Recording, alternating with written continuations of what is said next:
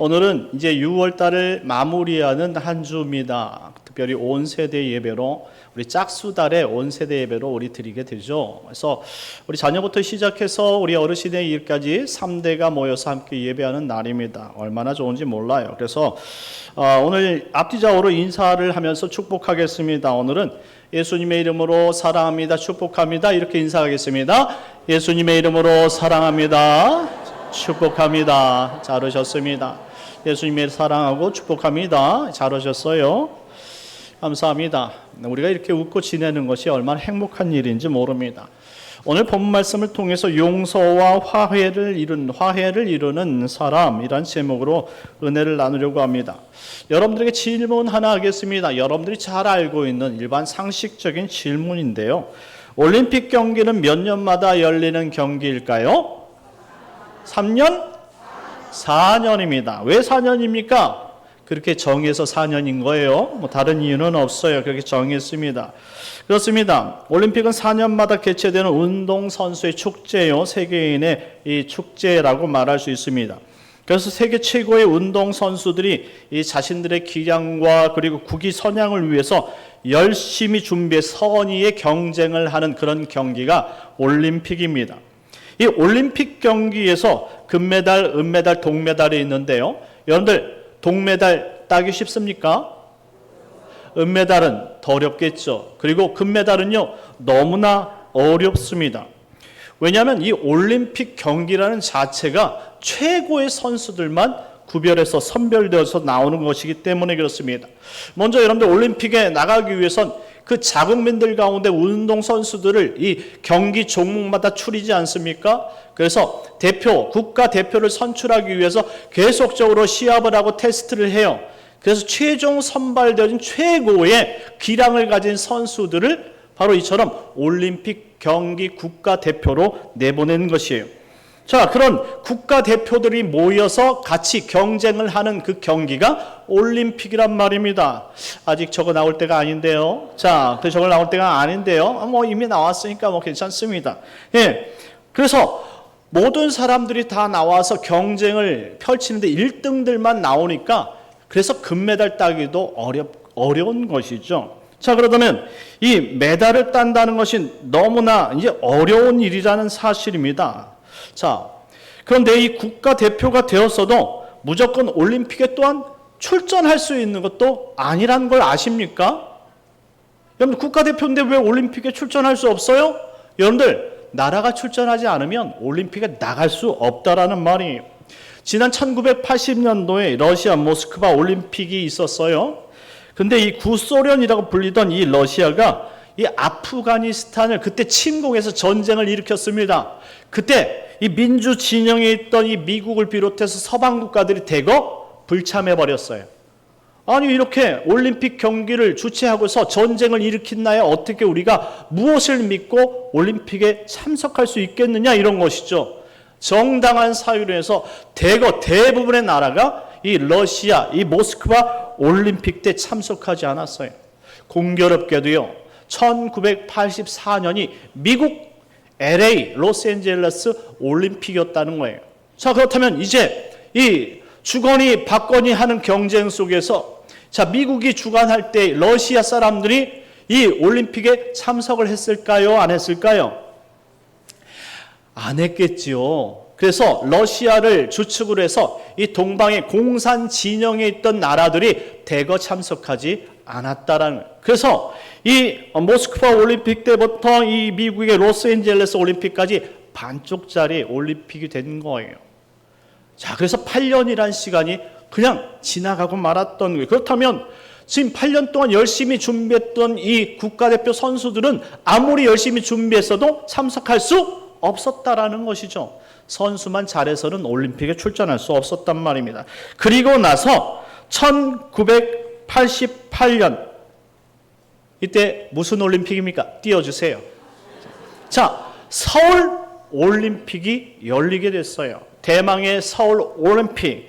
그때 아직도 저는요, 그 올림픽 그 주최에서 그 나라를 뽑을 때, 선출할 때 그 이 위원장이 탁 뽑고 우리 서울이라는 이게 도시의 이름을 부를 때가 아직 생각나는데요.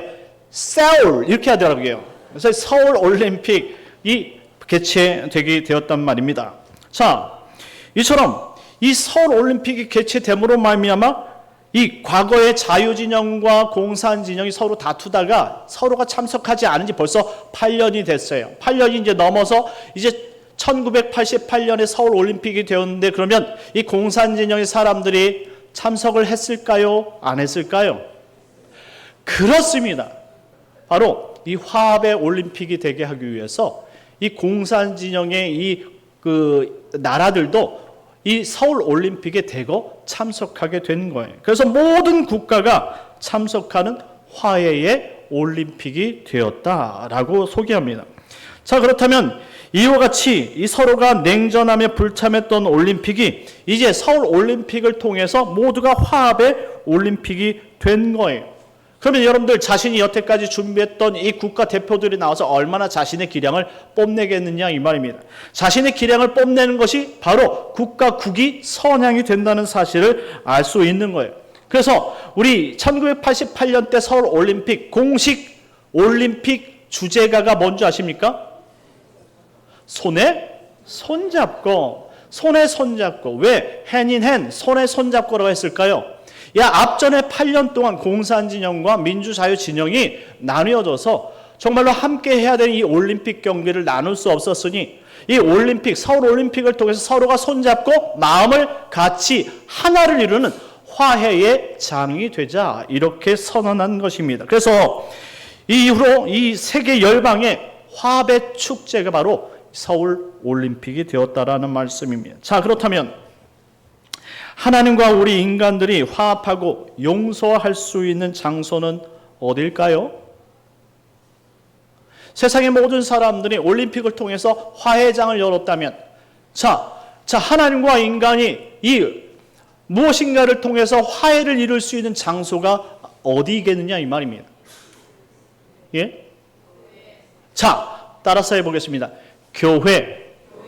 그렇습니다. 교회가 바로 하나님과 이처럼 불의한 인간들이 화합할 수 있는 장소가 교회라는 말이에요. 그러니 교회로부터 하나님의 용서와 화해가 일어나야 한다는 사실을 오늘 본문을 통해서 여러분들과 나누고자 하는 것입니다. 하나님은 사랑의 하나님이신 줄 믿으시기 바랍니다. 또한 용서의 하나님인 줄 믿으시기 바랍니다. 로마서 3장 23절 말씀에 보면 모든 인간은 죄를 지었기 때문에 하나님의 영광에 이를 수 없다라고 선언하고 있습니다. 왜 그렇습니까? 바로 아담 할아버지와 그리고 하와 할머니의 원죄 때문에 결국 죄인된 인간은 바로 하나님께서 지어주신 에덴 동산에서 추방되고 죄인으로 살았기 때문이에요. 여러분 생각해 보십시오. 죄로 인해서 추방당한 이 아담과 하와를 통해 하나님께서 영광을 받으실 수 있겠느냐 이 말입니다. 하나님께서 제일 싫어하는 것이 뭘까요? 죄입니다. 이 제일 싫은 죄를 졌으니 이 아담과 하와가 아무리 열심히 살아도 하나님 앞에 영광을 돌릴 수 없었다 이 말입니다. 그런데 중요한 것은 여기서 끝나는 것이 아니에요. 로마서 6장 23절 말씀에 보니까 죄의 싹은 사망이라고 말씀하고 있고, 히브리서 9장 27절 말씀에 보니까 한 번 죽는 것은 사람에게 정해진 것이요 후에는 심판이 있다고 설명하고 있습니다. 죄는 죄로서 끝나는 것이 아니에요. 죄의 결과가 있는데 사망이라는 것입니다. 그 사망은 그냥 인간이 죽음으로 끝나는 것이 아니라 지옥 가는 것을 의미하는 거예요. 그러니 우리가 정말로 이 죄를 가지고 살아가면 이처럼 지옥 가서 영원히 하나님의 형벌을 받고 살아갈 수밖에 없는 존재가 된다라는 말씀입니다. 그런데 왜 하나님을 사랑의 하나님, 용서의 하나님이라고 말씀을 할까요? 우리 다 같이 로마서 6장 23절 말씀을 다 같이 읽겠습니다. 다 같이 읽겠습니다. 시작. 죄의 싹은 사망이요 하나님의 은사는 그리스도 예수 우리 주 안에 있는 영생이니라. 아멘. 죄의 싹은 사망이지만 하나님의 은사, 이 은사는 카리스마라는 단어인데요, 선물이라는 의미를 가지고 있어요. 하나님께서 우리에게 주신 선물은 예수 그리스도를 이 땅에 보내주심으로 말미암아 누구든지 예수를 믿는 자에게 영원한 생명을 주시는 것임을 믿으시기 바랍니다. 그래서 우리가 주 안에서 영원한 생명을 얻게 되어주고 결국 우리는 하나님의 선물을 받아서 하나님의 용서를 받은 사람이라고 말하는 것입니다. 이것이 바로 죄인들을 용서하신 하나님의 사랑이라는 말씀이에요. 자, 용서라는 단어가요, 다른 사람의 죄나 잘못을 너그럽게 봐주는 것을 용서라고 말합니다. 그리고 화해라는 것은요, 이 갈등이나 다툼으로 인해서 깨어진 관계를 회복시키는 것이 화해입니다. 하나님은 예수님을 통해서 우리의 죄를 용서해 줬을 뿐만 아니라 깨어진 하나님과의 관계를 예수님을 통해서 다시 화해의 길로 회복시켰다라는 사실을 말씀해 주고 있습니다. 그러니 하나님께서 용서와 화해를 얼마나 중요하게 여기시는 줄 여러분들 믿으시기 바랍니다. 우리 오늘 본문을 읽겠는데 21절, 22절 말씀입니다. 다 같이 읽겠습니다. 시작. 옛사람에게 말한 바 살인하지 말라. 누구든지 살인하면 심판을 받게 되리라 하였다는 것을 너희가 들었으나 나는 너희에게 이르노니 형제에게 노하는 자마다 심판을 받게 되고 형제를 대하여 나가라 하는 자는 공회에 잡혀가게 되고 미련한 놈이라 하는 자는 지옥불에 들어가게 되리라. 아멘. 마태복음 5장 말씀을요, 산상수훈장, 산상보훈장이라고 말합니다. 산상보훈이라는 건 산 위에서 보배롭게 하신 말씀을 산상보훈, 수훈이라고 말씀하는 거예요. 예수님께서 산에 오르실 때 제자들만 오른 것이 아닙니다. 그 뒤에 많은 사람들, 예수님을 추종하는 많은 사람이 따라 올라갔는데 그 위에서 예수님께서 이 제자들과 백성들에게 하신 말씀이 오늘 산상수훈장의 말씀이에요. 옛사람에게 말한 바 살인하지 말라, 이렇게 말씀하셨어요. 옛사람에게 말했다라는 말씀은 과거 이스라엘 백성들에게 모세를 통해 계명을 주신 말씀을 이야기하는 거예요. 자, 모세에게 두 돌판을 주셨는데 이것을 십계명이라고 부릅니다. 몇 계명이요? 십계명이요. 그래서 첫째 계명에서 네 번째 계명까지 하나님을 섬기는 계명이라 해서 대신 계명이라고 말합니다. 그리고 다섯 번째부터 시작해서 열 번째 계명을 사람에게 주신 계명이라고 해서 대인 계명이라고 말합니다. 자, 그래서 오늘 본문 말씀에 살인하지 말라라는 계명을 주셨다 말하고 있는데 이 살인하지 말라는 계명은 몇 번째 계명일까요? 몇 번째 계명일까요? 자, 몇 계명이요? 드디어 시작하는데 몇 번째지? 비슷비슷한데 이때는 눈을 잘 못 마주쳐요. 자, 여섯 번째 계명인 줄 믿으시기 바랍니다.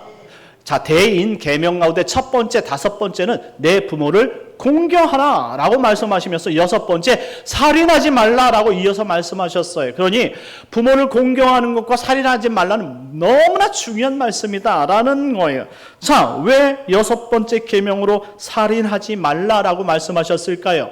하나님은 사랑의 하나님인 줄 믿으시기 바랍니다. 하나님은 생명을 너무나 소중하게 여기고 있기 때문에 살인해서는 절대 안 된다라고 말합니다. 자, 하나님 앞에 심판을 받아 죽기 때문에 살인해서는 절대 안 된다라고 오늘 말씀해 주신 거예요. 여러분 기억할 것이 있어요. 하나님께서 우리를 선택하여 구원해 주셔놓고선 왜 이제 와서 살인하지 말라라고 말씀했을까요? 이것은요, 구원받은 사람은 살인하지 않는다라고 말하는 거예요. 한마디로 우리에게 주신 것은 이런 도덕적으로 윤리적으로도 타락하지 말아야 되며 정말 생명 존중의 가치를 가장 크게 여기고 살아가야 된다라는 사실을 깊이 깨우치며 살도록 우리에게 주신 말씀이에요. 얼마나 중요한 내용입니까?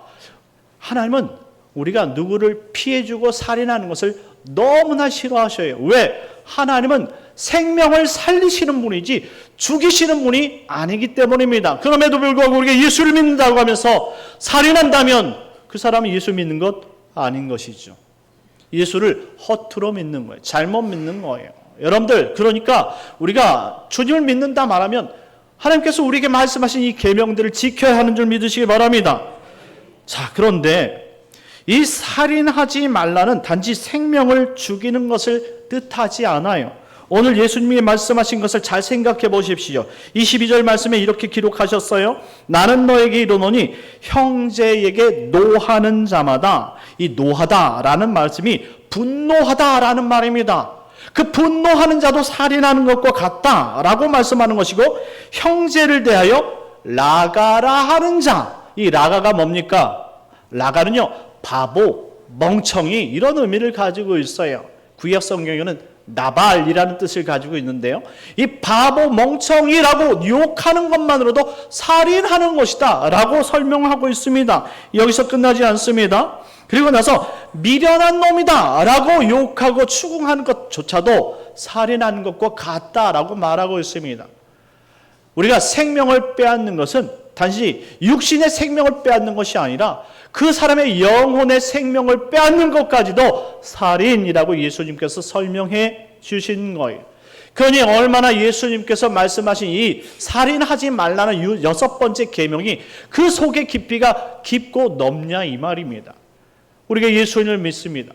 그렇다면 우리가 예수를 믿는 대로 그 사랑을 실천함에 있어서 상대를 얼마나 귀하게 여겨야 되는지를 여러분들에게 보여주신 말씀입니다. 왜 이렇게 말씀하셨습니까?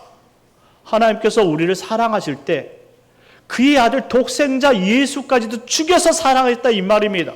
이렇게 가치 있게 사랑했는데 그 사랑을 받았다, 믿고 있다 라고 말하는 사람들이 오히려 하나님의 뜻을 거슬려서 살인하고 미워하고 저주한다면 과연 이 사랑이 하나님의 사랑에 부합된 이야기냐 이런 설명을 하고 있는 거예요. 그러니 너희가 그냥 문자적으로 살인하지 말라라고 해서 생명의 가치만 죽이는 것이 아니라 그 영혼의 가치도 존중하고 주의 뜻대로 서로를 사랑하며 하나님께서 예수를 우리에게 주신 그 가치대로 사랑할 수 있도록 사랑하라고 하신 말씀을 기억하시기 바랍니다. 그러니 우리는 진짜 형제와 자매를 사랑해야 된다 이 말입니다. 이렇게 사랑 없는 자들이 드리는 예배를 하나님께서 받으시겠습니까? 그렇지 않다는 말씀이죠. 그래서 오늘 용서하고 화해하라고 말씀하십니다. 우리 23절 말씀인데요. 23절 24절 말씀 우리 다 같이 읽겠습니다. 시작. 그러므로 예물을 제단에 드리려다가 거기서 내 형제에게 원망 들을 만한 일이 있는 것이 생각나거든 예물을 제단 앞에 두고 먼저 가서 형제와 화목하고 그 후에 와서 예물을 드리라. 아멘. 오늘 그러므로 예물을 제단에 드리려다가 라는 문장은 사람들이 예배 드리기 위해 하나님께 찾아오는 행위를 포함한 말씀이에요. 예수님은 그렇게 싸우고 용서하지 않고 분노하는 마음으로 하나님께 예배하러 들어간 사람들의 예배를 받으시지 않으시겠다라는 선언을 해주고 있습니다. 여기 우리 마음속에 잘 새겨야 됩니다. 나 혼자는 괜찮죠. 막 나는 싸우고 나는 사람들을 용서하지 않고 나는 막 그 사람들을 막 옥죄하고 그 사람 막 욕했는데 예배하는 시간이 됐다고 해서 그 자리에 가서 예배 드린다? 하나님께서 그런 예배는 온전한 예배가 아니고 그와 같은 자세는 성도들이 가져야 될 마음이 아니라고 이야기하고 있는 것입니다. 그러니 내 형제에게 원망 들을 만한 일이 있거든 생각나거든 예물을 제단 앞에 두고 먼저 가서 형제와 화목하고 그 후에 와서 예물을 드리라 라고 설명하고 있습니다. 여러분들 하나님께서 우리 예배를 기쁘시게 받으시려게 하려면 여러분들이 먼저 형제 자매와 화목하고 그리고 화해하고 용서해야 되는 줄 믿으시기 바랍니다. 그러니 우리가 친구들과 부모 형제와 성도들과 화목을 이루는 것이 얼마나 중요한 일인지를 우리가 신앙생활로서 잘 깨달아 알아야 되는 것입니다. 여러분들이 알다시피 서로 다투고 상처 주는 말을 하게 되면 자연스럽게 멀어지게 되죠. 그리고 상대방에 대해서 원망하는 마음, 미워하는 마음을 가지게 되어지면 그 사람도 나에 대해서 원망하는 마음, 미워하는 마음을 당연히 가질 수 있는 것입니다. 그런 자세로 이 자리에서 예배한다면 하나님께서 이 어지러운 마음을 통해서 어떻게 영광을 받으실 수 있겠느냐 이 말입니다. 그러니 그런 원망받을 일이 있다면 생각이 나거든 먼저 용서하고 그리고 화목하라 라고 말씀하고 있습니다. 이 화목이라는 단어가 좀 중요한데요. 이 디알라소라는 단어예요. 디알라소. 이것은 조정하다라는 의미를 가지고 있어요. 자, 서로가 서로의 마음을 조정하는 숙련 과정을 화목, 디알라소라고 말하는 거예요. 자, 이거예요. 자, 서로가 잘못을 했어요. 그래서 나는 잘 믿으니까 그래 서로가 용서를 구해야 되는데 내가 한쪽이 그냥 일방적으로 나 지금 화해했다 라고 이야기하고 돌아가는데 여러분 그 상대방의 마음은 아직 화합하지 못한 거예요. 화목하지 못한 거예요. 그러면 이것이 진정한 용서이고 화해라고 말할 수 있느냐 이 말이죠. 한쪽에서 일방적으로 나는 예배하러 가야 되니까 일방적으로 화해했다고 선언해서 돌아섰어요. 그러면 이게 진정한 화해가 될 수 있느냐 이 말입니다. 이것은 화해가 아니라는 말이에요. 그래서 화목하라라고 말씀하신 거예요. 이건 조정해야 된다는 거예요. 서로가 서로의 감정을 조정해서 내가 진심으로 사과하고 상대방도 이 사과를 진심으로 받아들일 수 있도록 서로가 조정해야 된다. 이것이 화목이고 화해라는 말씀입니다. 그러니 우리가 일방적으로 선언한 것, 이것은 화해가 아니에요. 사랑하는 성도 여러분, 우리 아이들이 참석해서 친구들끼리 싸워서 서로가 화목하기 위해선 서로가 조정이 필요하고요. 부부간에도 마찬가지입니다. 부부가 서로 싸웠으면 서로가 조정이 필요한 거예요. 이것이 화목이라는 거예요. 남편이 아내의 마음을 인정해주고 그 아내도 남편의 마음을 받아서 인정해주고 조정해서 서로가 마음을 화해하는 것, 이것이 화목이라는 말씀이에요.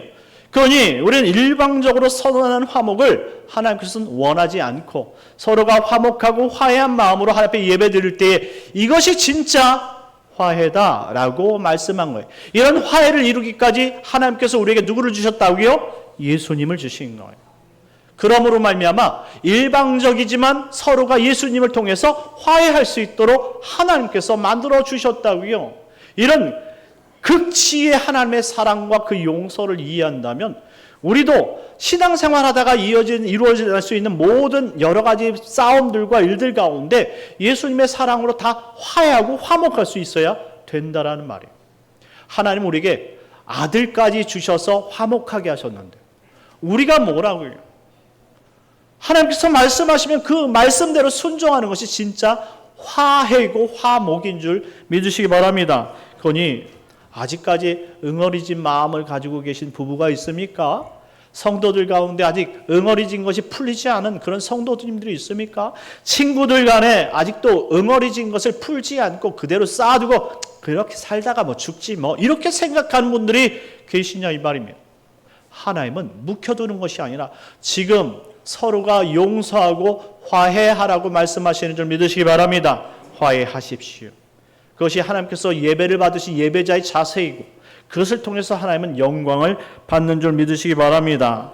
그리고 나서 예물을 드리라 라고 말하고 있습니다. 이 예물이라는 단어가 도론, 헌금이라는 얘기예요. 이 도론, 헌금은 우리의 마음을 상징하는 단어예요.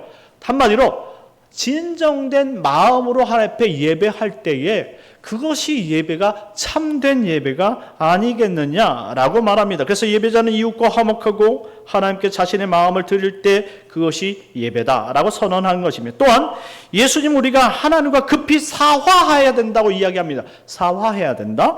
우리 25절 26절 말씀입니다. 다 같이 읽겠습니다. 시작. 너를 고발하는 자와 함께 길에 있을 때에 급히 사화하라. 그 고발하는 자가 너를 재판관에게 내어주고 재판관이 옥리에게 내어주어 옥에 가둘까 염려하라.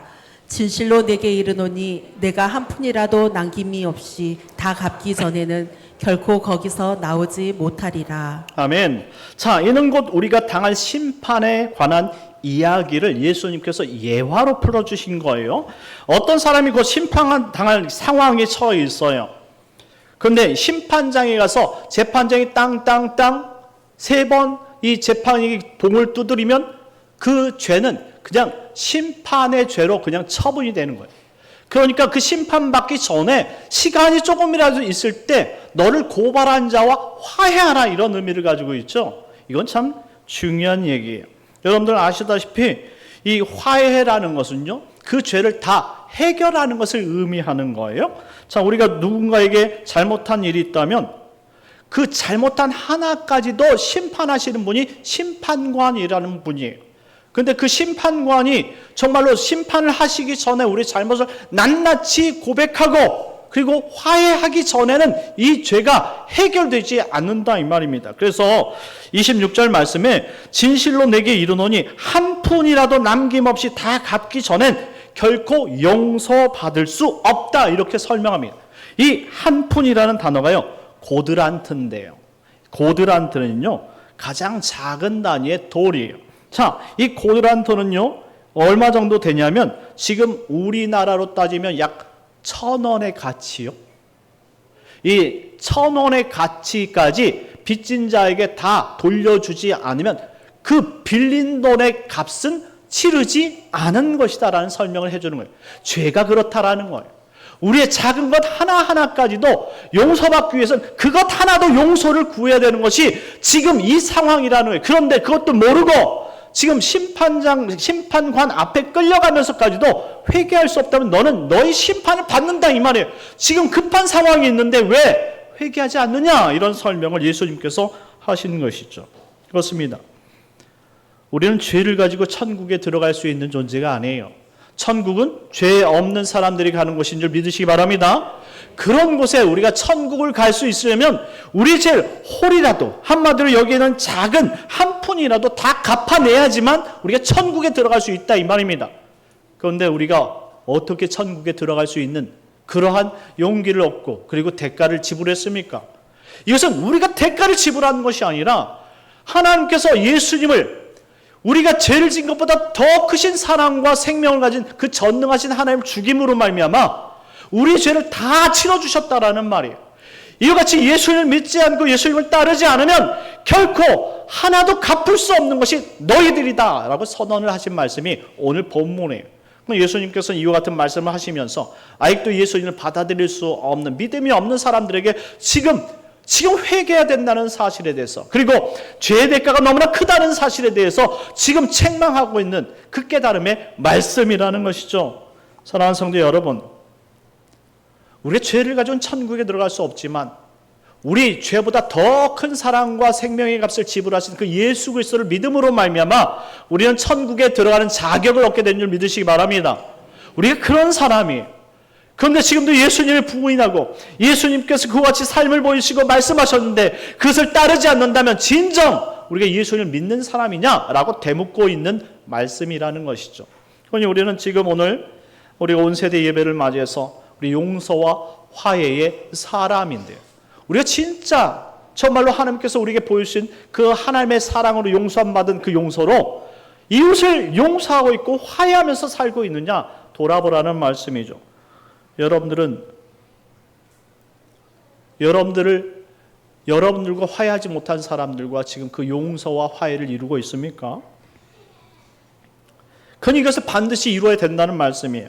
오늘 그래서 예수님께서는 25절 말씀에 고발하는 자와 함께 같이 있을 때 급히 사화하라 라고 말씀하고 있습니다.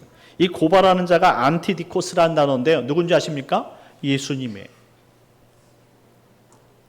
예수님께서 심판대 앞에서 고발하기 전에 예수님과 화해를 통해서 하나님께 화해하는 자가 되어야 된다 이렇게 설명하고 있습니다. 그러니 지금 우리가 예수님을 믿지 않고 그 말씀대로 살지 않는 죄가 얼마나 큰 죄인지 몰라요. 그래서 예수님은 사화라고 말합니다. 이 사화하다라는 단어가 유노에오라는 단어인데요. 잘하다라는 뜻입니다. 이 잘하다라는 말은 우리의 입장을 잘 정리해서 우리가 누구를 따라야 할지 잘 판단하고 그 결단된 삶을 살라는 의미를 가지고 있어요. 한마디로 예수님께서 네가 이 주 같은 죄로 인해서 심판을 받을 건데 네가 심판을 받지 않기 위해서는 잘해야 된다는 거예요. 그 고발하는 자에게 잘해야 된다는 말이에요. 그러니 우리가 고발자에게 어떤 삶을 살아야 되는지, 고발자와 우리가 어떤 관계가 되어야 되는지 그것을 바르게 깨달을 때 우리의 앞으로의 심판의 결과가 달려있다라고 설명하는 것입니다. 그래서 예수님을 따르는 모든 사람들은 잘 생각하고 내가 누구를 믿고 따라가는 사람이지, 우리의 목적지가 천국인지 지옥인지를 잘 분간하고 판단해서 그와 같은 삶을 살아낼 때 너희가 용서함을 받고 화해를 받아서 결국 하나님과 친목하고 하나님께 정말 하나님 나라에 들어가는 천국 백성이 될 것이다 라는 설명입니다. 믿으시기 바랍니다. 마지막 우리 로마서 12장 18절 말씀 다 같이 읽겠습니다. 시작. 할 수 있거든 너희로서는 모든 사람과 더불어 화목하라. 아멘. 사랑하는 성도 여러분, 예수님은 우리가 예수님 자신을 따라서 용서와 화해의 사람들이 되길 원하십니다. 그것이 예수님이 우리에게 이 땅에 보여주셨던 삶이에요. 우리 예수님을 통해서 하나님과 화해의 삶을 살게 된 것처럼 우리 역시 예수님을 따라서 이 땅에서 우리에게 주어진 사람들과 화해와 용서의 삶을 살 때에 사람들은 우리를 예수님처럼 그리고 예수님을 보게 될 것입니다. 우리가 우리의 주어진 이 6월달 마무리를 잘 하시고 그리고 다가오는 7월달을 정말로 하나님의 성품을 닮아서 용서와 화해를 실천하면서 살아가는 우리 복된 성도님들 되시길 예수님의 이름으로 축원합니다. 우리 시간 같이 잠시 기도하겠습니다. 우리 기도하실 때에 하나님, 이처럼 우리가 서로를 용서하고 그리고 축복하는 삶이 되게 하여 주옵소서. 아직도 우리가 용서하지 못한 삶이 있다면 하나님 우리를 용서해 주시옵시고 하나님 믿음의 사람이 되게 하여 주옵소서. 오늘 특별히 유초동부에게 하나님 지혜와 명철 주시고 하나님과 화해한 자, 예수 그리스도 온전히 믿는 자들 되게 해달라고 우리 주여 한번 기도하겠습니다. 주여, 하나님 아버지 감사합니다. 하나님 오늘 용서와 화해에 대해서 배웠사오니 하나님 우리가 예수 그리스도를 통해서 진정한 용서와 화해를 배우게 하여 주옵소서. 아버지, 아직도 남을 용서하지 못하고 베푼 것 없다면 온전히 믿고 아버지 용서하며 화해하는 삶을 살게 하여 주시옵소서. 오직 주님만을 바라보고 소망합니다. 주여 지켜주시옵시고 오늘 아버지 주께만 영광을 돌릴 수 있는 복된 아버지 거룩한 시간이 될 수 있도록 인도하여 주옵소서. 오 하나님, 은혜 내려 주시옵소서. 은혜 내려 주옵소서.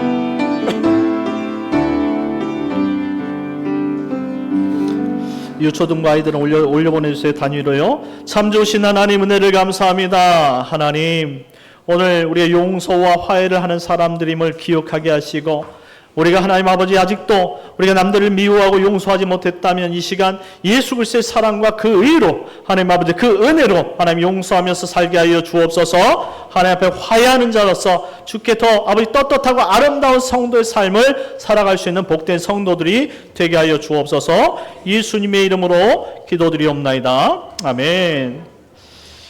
우리 이 시간 우리 아이들을 위해서 잠시 기도할 텐데요. 우리 유초등부 아이들 제가 이렇게 축복 기도할 때 우리 여러분들 같이 반주 좀 해주세요. 반주 좀 해주시고 같이 이렇게 기도해 주시면 감사하겠습니다. 기도할 수 있도록 해주세요.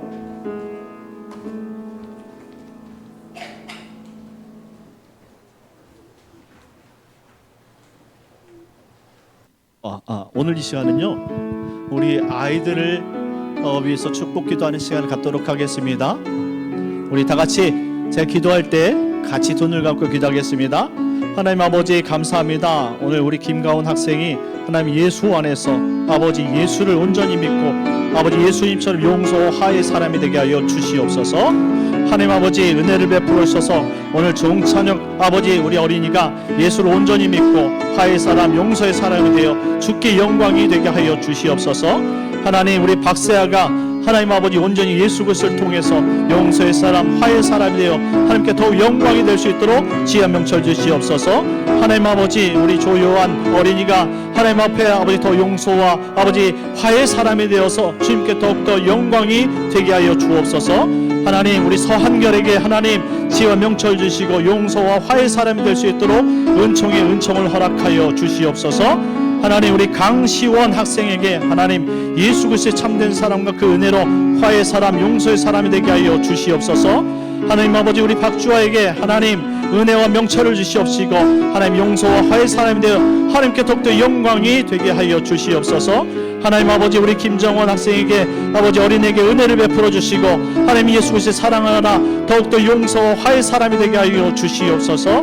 하나님 우리 이세범에게 하나님 은혜와 명철을 주시고 아버지 예수 그리스도의 마음을 닮아서 용서와 화해의 사람이 되게 하여 주시옵소서.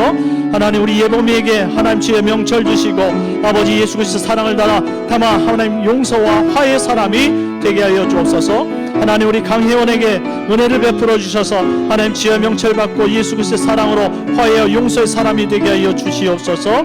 하나님 우리 채은이에게 지혜와 명철 주시고 하나님 아버지 건강하여 아버지 이 세상에서 예수님처럼 아버지 용서와 화해의 사람이 되게 하여 주시옵소서. 하나님 아버지 우리 하영이에게 지혜와 명철을 주시고 하나님 아버지 은총을 베풀어 주셔서 아버지 예수님의 용서와 화해를 받고 아버지 주께 아버지 아름답게 자라는 아버지 귀한 아버지 어린이 되게 하여 주시옵소서. 하나님 하은이에게 지혜 명철 주시고 용서의 사람 아버지 화해의 사람이 되어 큰 은혜가 넘치는 아버지 믿음의 사람 되게 하여 주시옵소서. 아버지 특별히 하나님 우리 최하민 어린이에게 은혜를 베풀어 주시옵시고 아버지 예수 그리스도를 닮아 화해와 용서의 사람이 되게 하여 주시옵시고 하나님 로빈이에게 하나님 지혜 명철 주셔서 하나님 아버지 주님께서 주신 아버지 용서와 화해의 사람이 되게 하여 주시옵소서. 우리 송영규 어린이에게 은혜를 베풀어 주셔서 지혜와 명철 예수 그리스도를 담는 아버지 귀한 어린이 되게 해 주시옵소서. 하나님 우리 선율이에게 하나님 아버지 예수님의 사랑과 그 지혜를 주셔서 용서와 화해의 사람이 되게 하여 주옵소서. 하나님 아버지 우리 은율이에게 하나님 지혜와 명철을 주셔서 하나님 아버지 예수님을 닮아 아버지 지혜와 용서를 아버지 읽고 주께 영광을 돌리는 믿음의 어린이가 되게 하여